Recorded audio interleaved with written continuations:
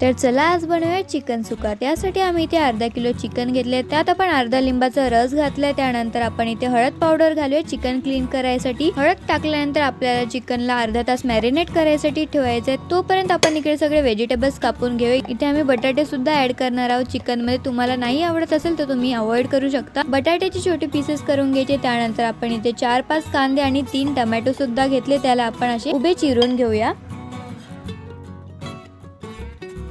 आपण इथे 3 ते 4 हिरव्या मिरच्या सुद्धा घेतले, त्याला फक्त आपल्याला मधून एक कट करून घ्यायचं आहे। चिकन सुका आपण कुकर मध्ये बनवणार आहोत, तर त्यासाठी आम्ही इथे 2 चमचे तूप आणि अर्धा वाटी तेल गरम करायला घेतलंय। तेल गरम झाल्यास आपल्याला यात अख्खे मसाले ऍड करायचे, म्हणजेच तेजपत्ता, लौंग, काली मिरी आणि दालचिनी। अख्खे मसाले फ्राय झाल्यानंतर त्यात आपल्याला कांदे आणि हिरवी मिरची ऍड करायची आणि ह्याला पण आपण हलकसं गोल्डन ब्राऊन होईपर्यंत फ्राय करूया। कांद्याला हलका गोल्डन ब्राऊन कलर आलेला आहे। आता यात आपण चवीनुसार मीठ ऍड करूया।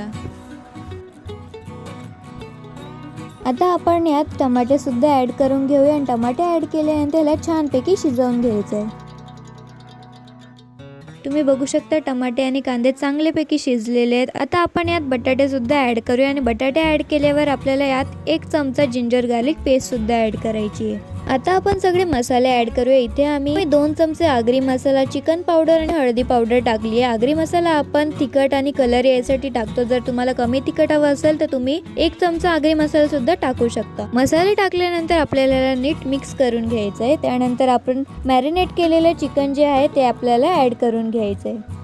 चिकन ऍड केल्यावर आपल्याला सर्व मसाले नीट मिक्स करून घ्यायचे। त्यानंतर आपण यात कसुरी मेथी सुद्धा टाकणार आहे, जे की ऑप्शनल आहे, टेस्टसाठी तुम्ही टाकू शकता। त्यानंतर कुकरचं झाकण बंद करून 10 ते 15 मिनिट आपल्याला याला नीट शिजवून घ्यायचं। तुम्ही बघू शकता मस्तपणे पाणी सुटलेलं आहे। आता यात आपण काळा मसाला ऍड करूया, नीट मिक्स करून परत आपण याला शिजवायला ठेवूया। जेव्हापर्यंत यातलं पूर्ण पाणी सुकत नाही तोपर्यंत आपल्याला मीडियम टू हाय फ्लेमवर याला कुक करायचं आहे।